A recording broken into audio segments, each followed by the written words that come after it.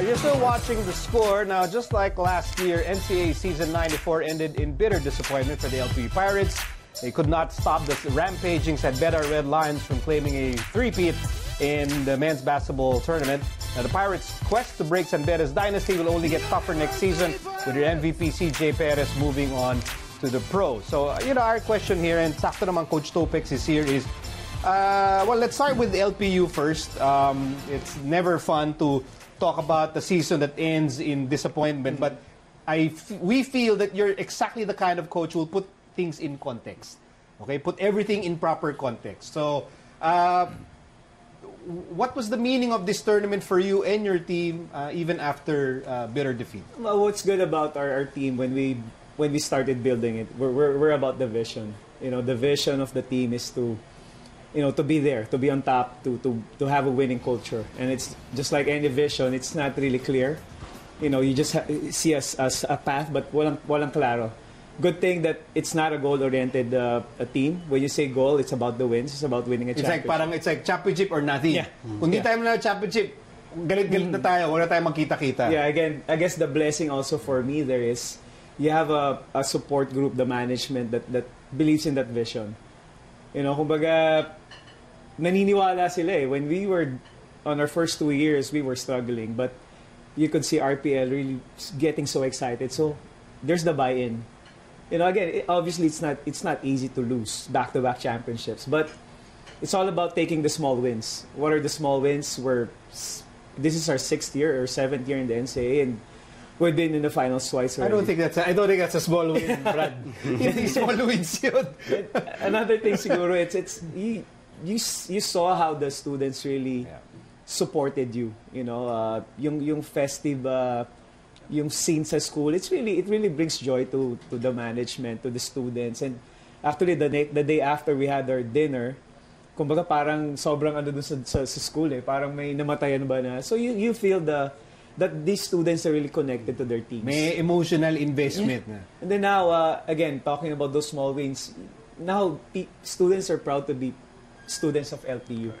Pag may LPU yung estudyante at nakita ng LPU, they're gonna talk about their basketball. So there's the common denominator now. Again, it's hard losing to, again, Sadbeta deserves to win the championship. They were the better team. But our vision is, again, to really make sure that these players that we have will become successful individuals in the future outside of basketball.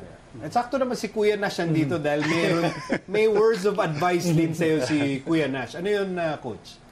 Yung sinasabi mo kanina about the process. Yeah, first, syempre I want to congratulate Coach Topex and the university for, to me kasi that's a successful season, a successful program.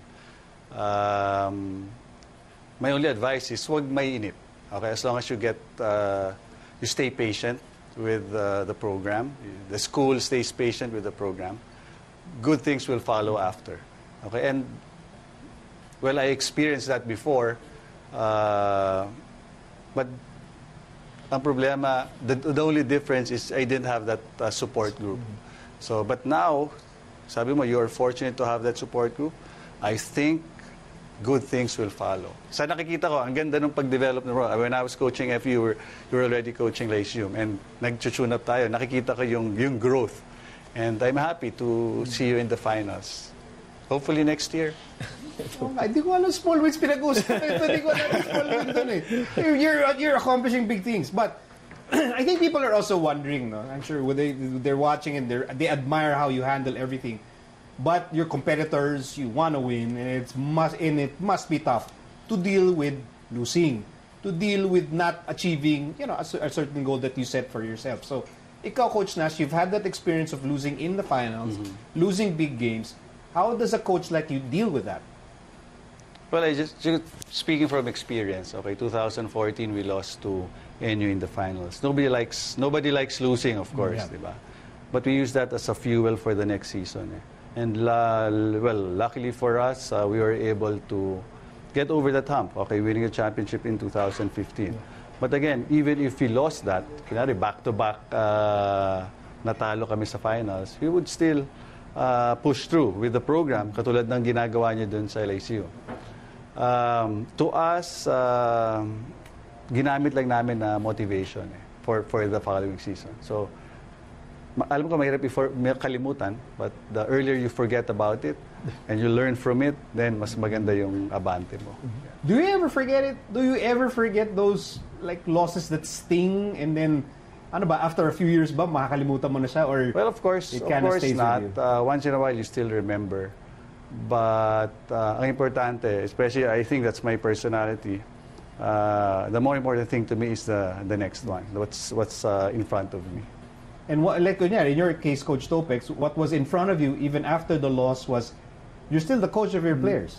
You're still responsible for these players. And I saw on Instagram stories, nag-dinner kayo. Ang saya nyo lahat eh. I guess for me kasi, Sir Miko, it's again, I'll always be the father to them. I mean, as painful as losing a championship is, I cannot quit on my players. Kasi sa'yo nakasalala yung future nila eh. If they're gonna see the quit in you, what do you expect them to have that kind of mindset na pag mahirap, ayaw na. So you have to really bring the fight in them, make them believe that just like in life, you're gonna hit those kind of hard walls na you're gonna tumble, you're gonna fall. Just like I was telling them, pwede naman tayo hindi masaktan eh. Kung nandun tayo sa pang-8, pang-10, di wala na tayong drama sa buhay ngayon. But this is what it's take to be on top.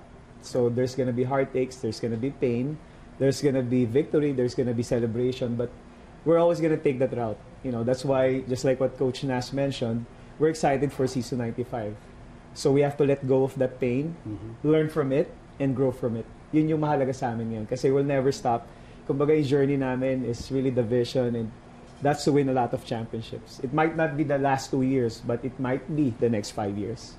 Kaya talaga ito inimbita natin itong mga kuya ko sa basketball. Ang dami nating natututunan in putting everything in proper context. So again, we'd like to thank Coach Nash for forgoing his golf game today.